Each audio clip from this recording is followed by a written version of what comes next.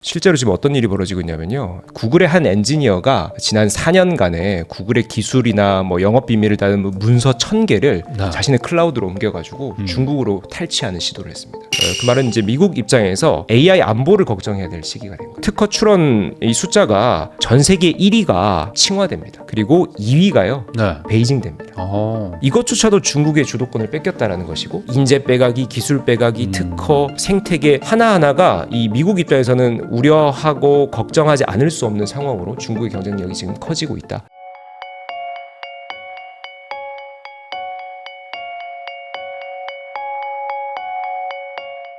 안녕하세요. 부익남TV의 부익남입니다. 오늘날 AI는 뭐 의료, 금융, 교육, 교통 뭐 여러 곳에서 지금 활용이 되고 있는데 이게 점점 신기함을 넘어서 이제 무서움, 공포까지 좀 느껴지기도 합니다. 그래서 모셨습니다. 디지털 융합 멘토로 활동하고 계시는 김상윤 교수님 모시고 AI, 블록체인, 뭐 비트코인 등 AI 시대에서 우리는 이제 어떤 투자를 해야 되고 어떻게 대비해야 되는지 이야기 한번 나눠보겠습니다. 교수님 안녕하세요. 네. 안녕하세요. 요즘에 AI 관련해가지고 뭐 저번에 딥시크도 있지만 뭐 이후로 지금 AI 발전 속도가 뭐 어마어마하거든요. 저 최근에 구글에서 그 베오3인가? 네. 그 동영상 만들어주는 거 보고 진짜 깜짝 놀랐거든요. 네. AI가 조만간 스티븐 스필버그가 될 것 같습니다. 진짜 그냥 영화를 만들어주더라고요. 네. 이게 점점 이렇게 AI가 이제 이 인류의 삶을 막 바꿀 것 같다라는 생각도 계속 드는데 그에 따라서 지금 그 각국에서 뭐 소위 말하는 미국과 중국의 AI 전쟁도 뭐 점점 본격화되는 것 같기도 해요. 최근에 이게 중국에서 특히 이제 AI 관련된 인재들을 뭐 빼가고 막 이런 일들이 점점 뭐 빈번하다고 하는데 이게 뭐 되게 문제가 되는 건가요? 최근 이 중국의 AI 경쟁력이 급성장했죠. 이 딥시크는 하나의 뭐 표면적인 사례일 뿐이고요. 최근 몇 년간 사실 인정하기는 싫지만 중국이 미국 다음으로 AI 분야 2인자 자리에 올랐습니다. 여러 지표로 이것이 이제 밝혀지고 있는데요. 자, 그 과정에서 지난 몇 년간의 이 중국이 AI 굴기를 선언하고 AI를 국가 경쟁력을 키우겠다. 다양한 기술 탈취 시도와 인력 빼가기가 벌어졌습니다. 이게 아무래도 미국이 앞서가는 국가이다 보니까 미국을 중심으로 미국에 있는 뭐 미국 국적의 인력들 혹은 미국 기업들의 여러 훌륭한 연구 인력들을 중국 기업들이 빼가기 위한 다양한 술책들이 벌어졌는데요. 사실 과거에는 이것이 이제 불법적인 방식으로 자행이 됐습니다. 대표적인 최근에 일어났던 사건이요. 2023년경입니다. 구글의 한 엔지니어가 지난 4년간의 구글의 기술이나 뭐 영업 비밀을 다룬 문서 1000개를 자신의 클라우드로 옮겨가지고 중국으로 탈취하는 시도를 했습니다. 그래서 실제로 이 탈취는 성공을 했고요. 이 레온 딩이라고 이미 언론에 알려져 있어요. 레온 딩이라는 인물인데 이 인물이 중국으로 그 기밀들을 가져가서 자신만의 기업을 차렸어요. CEO가 됐습니다. 근데 그 이후에 미국 연방경찰국에서 발각을 한 거예요. 그래서 이제 구속이 되고 알고 봤더니 지난 4년간의 아주 이 구글의 거대 언어 모델이라든지 AI 알고리즘이라든지 또 구글의 여러 생태계의 영업 비밀들을 담은 문서들이 발각이 된 거예요. 그래서 이런 시도들이 지난 십수년간 벌어졌다라고 하면은 최근 들어서는 이것이 이제 불법이 아니라 합법적인 방식으로도 이 기술 탈취와 인력 빼가기가 지금 벌어지고 있거든요. 자, 뭐 캘리포니아 주에는 이 실리콘밸리라는 이 구역이 점점 더 확장돼 가지고 아주 넓은 지역에 IT 밸리가 형성되어 있죠. 대표적으로 써니베일이라는 지역이 있습니다. 보통 우리가 이제 그 만에 따라서 이게 쭉 형성되어 있는데 과거에 팔로알토 지역이 이제 성행했다라고 하면은 이게 넓어지면서 중국 기업들이 이 써니베일 지역에 많이 사무소를 차리고 있거든요.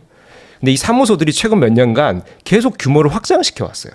근데 재밌는 것은 뭐 특히나 우리 바이든 행정부 이후에 중국과 미국의 AI 생태계 완전히 구분시키지 않습니까? 뭐 반도체 못 흘러들어가게 막고 또 생태계도 완전히 차단하고 이런데 왜 중국 기업들이 실리콘밸리의 사무소를 키울까요?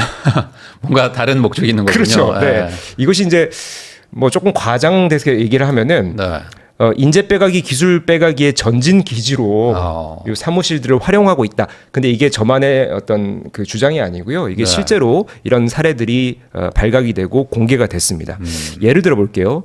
중국에 우리 BAT라는 대표적인 IT 기업이 있죠. 바이두, A 알리바바, T 텐센트입니다. 요 기업들 정말 중국의 대표적인 기업 글로벌 기업인 이 기업들조차도 이 실리콘밸리 사무실을 인력 빼가기의 전진 기지로 활용하고 있어요. 네. 예를 들면은 최근에 이 알리바바는 이 몇 년 사이에 써니베일의 그 연구 인력들을 뭐 수백 명을 확대를 했습니다. 근데 그런 과정에서 이 에이전트나 브로커를 통해서 이 미국의 여러 혁신 기업들, 예를 들면 오픈 AI, 마이크로소프트, 네. 구글에 있는 훌륭한 엔지니어들을 혹은 뭐 영업의 어떤 아주 실력자들을 빼가는 이런 어떤 사례들이 밝혀졌는데요. 예를 들면은 뭐 엔지니어나 제품 관리자나 AI 연구자들에게 나는 HR 에이전트인데 혹시 중국의 뭐 이런 알리바바라는 기업에 관심 있느냐? 우리가 이 근처에 연구소를 차렸는데 영입하려고 한다. 아주 높은 연봉과 대우 조건을 제시하는 거예요. 근데 이게 실제로 그 여러 개발자들의 그 의견 공유 사이트에 여러 경험담들이 올라왔어요. 제가 한 경험담을 가지고 와봤는데요. 알리바바 인사 담당자 이메일을 받은 오픈 AI의 한 연구원이 밝힌 내용입니다. 메일에 뭐라고 얘기를 하냐면은, 자, 현재 알리바바가 캘리포니아에 AI 팀을 운영 중인데요. 이 네. AI 팀을 이제 더 키워가지고 곧 별도의 스타트업으로 분사시킬 건데, 당신이 만약에 여기 들어와서 어떤 역할을 맡게 되면은 거대한 스탁 옵션과 네. 인센티브를 지급하겠습니다. 혹하잖아요. 네. 연봉의 몇 배에 해당되는 거예요. 그래서 이런 메일들이 여러 명의 엔지니어들에게 이게 전송이 됐고 이게 이제 공유 사이트에 올라오기 시작한 거예요. 자, 그리고 우리가 이제 중국의 최대 검색 엔진 업체 바이두라는 기업도요. 실리콘밸리의 이제 음성 인식이나 자율주행 분야 전문가들이 있죠. 이걸 이제 포섭하기 위한 전략을 2010년대 후반부터 계속 펼쳐왔는데 이 영입 대상에는요. 재밌게도 AI 분야 미국의 4대 석학이라고 불리는 스탠포드 대학의 앤드류 응 교수도 포함이 됐더라고요. 네. 근데 앤드류 응 교수도 넘어갔어요. 이 제안을 받아들이고 네. 실제로 공개적으로 바이두의 자문이사 역할을 맡게 됐어요. 거부할 수 없는 금액을 제시했나 보죠. 그렇죠. 뭐 네. 금액은 밝혀지지 않았는데 상당한 금액이고 아마 그 시점 앤드류 응 교수가 스탠포드 대학을 나와서 별도의 기업을 차리고 네. 뭐 이런 자문 활동이나 또 기술 개발에 따로 이제 사업을 시작한 것으로 알고 있습니다. 뭐 이런 뭐 모종의 어떤 합의들이 있었겠죠. 네. 그러면 여기서 좀 궁금한 게 우선은 중국은 그렇게 인재 빼가기를 하고 있다면 미국의 뭐 기업들도 그걸 뭐 모르진 않을 거고 어찌 보면 인재가 가장 핵심인 산업일 텐데 뭐 그 돈으로 이게 사실 여기가 막 밀리는 건지 아니면은 이렇게 그냥 하염없이 그냥 그 인재 뺏기는 거를 보고만 있지는 않을 것 같은데. 그렇죠. 미국 네. 기업들도 인재 뺏기기 이제 그 위험 경보를 발령했죠. 네. 그래서 미국 기업들은 그래도 뭐 이렇게 강제적인 뭐 조항을 가지고 이걸 뭐 퇴사나 전직을 막거나 이렇게 하기는 이제 뭐 문화상 힘들지 않습니까? 네. 아무래도 이제 훌륭한 연구원들은 계약을 할 때 유사 업종의 동종 업종에 뭐 1년 혹은 3년 이하로 이제 전직할 수 없다. 뭐 이런 조항들을 달기도 합니다. 근데 그곳에 이제 넘어서는 경우 혹은 또 이 불법적으로 이직을 하는 경우들도 있다라는 것이고 뭐 실제 미국 기업들은 아주 훌륭한 인재들에게 상당한 또 인센티브를 보장하기도 하고 또 요즘은 뭐 MIT나 혹은 스탠포드와 같은 AI 정말 석학들이 탄생하는 대학과 이 뭐 MOU를 맺어가지고요. 네. 이미 연구실 단위에서 뭐 학비나 학자금 등을 이제 어떻게 투자를 제공해서. 해주고 이 인력들이 그대로 우리 기업에 들어올 수 있게끔 이렇게 이제 어떤 혜택을 제공하는 경우들도 있습니다. 자, 그리고 미국은 또 국가적으로 최근 이제 뭐 트럼프 정부도 그렇고 이전 바이든 정부도 그렇고 이 AI 인력들의 중국 빼가기를 아주 내부적으로 단속을 강화하고 있는데요. 예를 들면은 미국 국방부에서 AI 핵심 인재를 우리가 국방과 관련된 핵심 인재라고 선정을 해가지고 이 인력들을 이제 내부적으로 관리를 하는 거예요. 그래서 이 인력들이 뭐 해외에 비자를 신청한다든지 뭐 이랬을 경우에 제한을 건다든지 혹은 이거 설득을 한다든지 네. 뭐 이런 작업들도 아주 내밀하게 이루어지고 있다라고 합니다. 뭐 이런 것들이 이제 미국에서 노력을 하고는 있지만은 아무래도 중국이 아주 거대 자본을 바탕으로 그리고 아주 공격적으로 빼가기를 하다 보니까 실제로 이게 많이 노출이 되어 있고 앞서 말씀드린 불법적인 방법, 합법적인 방법을 넘나들면서 하다 보니 전방위적으로 인력 빼가기가 지금 지난 몇 년간 진행이 됐고 그 성과로 지금 중국이 상당히 AI 분야 경쟁력을 또 갖춰온 측면도 있다라는 것이죠. 그러면 이게 어찌 보면 국가 대 국가 간에 뭐 지금 전쟁을 하고 있기 때문에 뭐 어느 정도 불법적인 일들을 하더라도 이게 뭔가 손 쓸 방법이 또 마땅치 않은 거일 수도 있겠네요. 이게 어떻게 되는 건가요? 그렇죠. 너무 이제 뭐 소수의 이런 하나하나의 인력을 가지고 국가 이슈로 확장시킬 수는 없지 않습니까? 네. 뭐 그런 측면에서 이게 업계의 어떤 그 뭐 이게 주의나 혹은 업계 자체의 어떤 체계로 막는 경우들이 대부분이었는데 최근에 이제 AI 패권 전쟁, 미중 간의 패권 전쟁이 점점 격화되면서 이게 실제로 미국 AI 업계에서도 상당한 이 주의가 필요하다라는 얘기들이 뭐 정부나 혹은 업계에서도 많이 흘러나오고 있는 상황입니다. 이게 우리나라도 이제 반도체 그 기술 좀 가지고 있던 분들이 중국으로 많이 그렇게 넘어갔었잖아요. 근데 그렇게 가서 뭐 잘 되신 분들도 있겠지만 뭐 이렇게 말로가 좋지 않았다. 뭐 이게 가서 뭐 연봉을 다 줄 줄 알았는데 뭐 조금 주다가 뭐 안 주더라. 뭐 이런 얘기들도 있었는데 네. 미국에서는 뭐 아직 그런 중국의 쓴맛을 아직 못 봤나 보죠. 네. 뭐 미국 워낙 인력이 네. 풍부하다 보니까 하나하나 뭐 이 개별 사례로 따질 수는 없지만은 뭐 우리나라도 이제 그 큰 그런 뭐 사건들이 있었죠. 네. 뭐 SK 하이닉스나 삼성전자 반도체 분야에 또 주요 연구 인력들을 중국이 빼가기도 했었고요. 네. 가장 최근에는 중국의 이제 첸렌 계획이라고 하는 우리 천인 계획이라고 합니다. 이 훌륭한 전 세계 글로벌 과학자 석학들을 중국이 모셔오는 정책들을 실제로 전략적으로 펼쳤습니다. 네. 거기에 이제 뭐 천인 계획이니까 뭐 1,000명을 목표로 하겠죠. 그중에 13명이 한국인이라고 해요. 실제로 작년에 언론에도 크게 보도가 됐었는데요.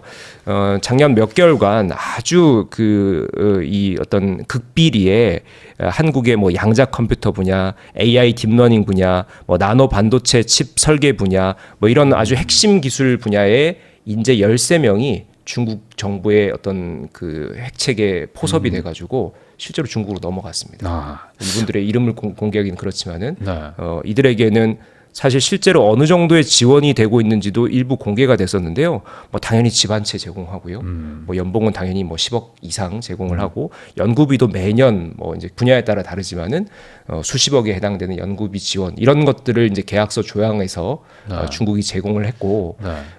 사실 우리나라 입장에서는 이 정말 훌륭한 인재들을 중국에 눈뜨고 코 베이는 격으로 넘겨줄 수밖에 없는 안타까운 상황들이 벌어지고 있죠. 네. 근데 이게 저는 항상 궁금했던 건데 사실 뭐 연구비도 그렇고 뭐 연봉도 그렇고 절대 적은 돈은 아니지만 국가 차원에서 봤을 때는 큰 돈이라고 말하기도 참 어려운 금액 아닙니까? 근데 이게 우리나라도 뭐 돈이 없는 나라는 아닌데 왜 저렇게 그냥 이렇게 인재 유출이 될 수밖에 없는지도 좀 궁금하고 그게 좀 안타깝기도 한데 이게 뭐 어떤 그 사정이 있을까요? 내부 사정이? 뭐 우리나라 국가적으로 이 인재 유출을 막는 뭐 정책이나 뭐 규제, 법 제도는 사실 미약하다라고 볼 수 있고요. 그럼 기업 차원의 노력들이 필요한데 기업 입장에서도 이 한 명 한 명의 훌륭한 연구자들을 계약할 때 개별적으로 어떤 조항을 다는 것 외에는 강제적인 수단이 없습니다. 뭐 미국도 그러다 보니까 이제 뺏길 수밖에 없는 거고요. 이게 이제 어떤 업계의 자율성이라든지 어떤 개인의 윤리 의식에 상당히 의존하는 경향이 있고. 이것을 뭐 법제도로 강제한다라고 하기에는 또 뭐 이런 그렇죠. 민주주의 뭐 국가의 뭐 이런 특성에 맞지는 않죠. 그래서 근데 자발적인 업계의 정화 노력과 어떻게 보면 이걸 이제 모니터링하는 것들 또 이 개개인 계약의 강제 조항들을 좀 강화하는 것들 저는 반드시 필요하다라고 봅니다. 그럼 반대로 중국에도 그런 AI 인재들이 있을 텐데 이 AI 인재들을 다른 나라에서 이렇게 또 똑같이 인재를 영입하려고 한다거나 뭐 이런 것들은 잘 시도가 안 되나 보죠. 아무래도. 사실 지금까지는 이제 2000년대 뭐 초반 정도, 뭐 아주 최근을 제외하고 최근까지는 중국의 AI 훌륭한 인력들이 미국으로 유입되는 것들이 더 숫자가 더 많았습니다. 왜냐하면은 일단 기본적으로 이 훌륭한 기술 인력들은 이 미국 기업에서 자리를 잡기를 원하고요. 그러겠죠, 중국을 또 아무래도. 탈출하고자 하는 또 욕구들도 있겠죠. 거기다가 이게 기본적으로 기술의 우위가 너무나 갭이 크다 보니까 지금까지 이제 미국에 있는 뭐 유력 대학이라든지 혹은 연구기관에서 이걸 배우고 최신 기술들을 익히기 위한 욕구들이 컸죠. 그러니까 중국 내에서 그 정도의 생태계가 형성되지 않았던 시절에는 우리나라가 이제 미국으로 기술 분야의 유학을 많이 가듯이 중국의 인력들도 이렇게 많이 넘어왔습니다. 근데 최근에 이제 뭐 중국이 국가적으로 AI 굴기 2017년 선언하고 뭐 그 이후에 아주 급격하게 중국의 이런 그 기술 경쟁력과 또 이 관련 생태계가 발전을 하면서 오히려 최근에는 이 추세가 해외에 나간 훌륭한 인력들이 유턴해오는 경향들이 커요. 이 중국이 또 당연히 정부 차원에서 관리를 하겠죠. 이 인력들이 어디에 뻗쳐 있는지 이 인력들에게 상당한 또 인센티브를 제공하는. 야, 너 이렇게 돌아오면은 우리가 뭘 제공해주겠다. 그리고 또 하나는 이 인력들도 우리 자국에 이런 생태계나 아주 훌륭한 기업들이 많이 생겼다라는 것을 인정하기 때문에 내가 중국에 가서 모국에서 내가 우리 국가를 위해서 또 일하는 것도 상당히 또 중국 사람들 그런 또 기질이 있잖아요. 그런 것도 상당한 또 자부심을 갖게 되고 그래서 최근 요 몇 년 사이의 경향은 미국은 제조 기지를 자국으로 유턴시키려는데 네. 중국은 훌륭한 인력을 자국으로 유턴시키는 전략이 상당히 맞아떨어지고 있고 AI 분야에서 더 아주 크게 벌어지고 있는 상황입니다. 그러니까 이게 단순히 돈을 떠나서 어찌 보면 이제 연구를 하고 뭔가 그 업계에서 무언가 좀 성과를 내려고 하시는 분들이 대부분일 테니까 그분들이 너무 시장이 작거나 격차가 벌어지면 못 갈 수도 그렇죠. 있잖아요. 근데 이게 상당히 좀 따라왔기 때문에 이왕이면 우리나라의 기술을 키우겠다. 이런 애국심 같은 것도 분명 있을 네. 것이고. 그 딥시크를 만든 양원평이라는 인물은 네. 30대 중반의 인물인데 순수 중국에서 교육을 받고 네. 이 기술에 대해서 익힌 인재거든요. 그러니까 시골 출신이고 네. 이게 칭화대인가 나왔을 거예요. 그래서 이게 아주 중국의 지금 고등교육 자체가 공학자, 과학자, 기술 이 연구자들을 키울 수 있는 역량이 갖춰지고 있다. 네. 그래서 그런 중국의 중국에서 태어나고 자란 이 순수 인재들이 글로벌 성과를 내는 사례들이 지금 많이 등장을 하면서 이 해외에 나가 있는 인력들도 유턴할 수 있는 동인이 되고 있는 거죠. 그러면은 사실 생각해 보면 중국과 미국 간의 인재 경쟁으로 만약에 붙는다면 중국이 인구도 많을 것이고 돈도 뭐 적지 않은데 그러면은 단순 계산을 해보면 단순 비교를 해보면은 중국이 더 유리하다고 볼 수도 있는 거 아닐까요? 그렇죠. 지금 길게 봤을 땐? 실제로 지금 어떤 일이 벌어지고 있냐면요. 물론 AI 분야 자체가 워낙 이제 소수의 천재들이 이끌어가는 분야이다 보니까 네. 이게 인력의 숫자나 뭐 규모 가지고는 비교할 수는 없습니다.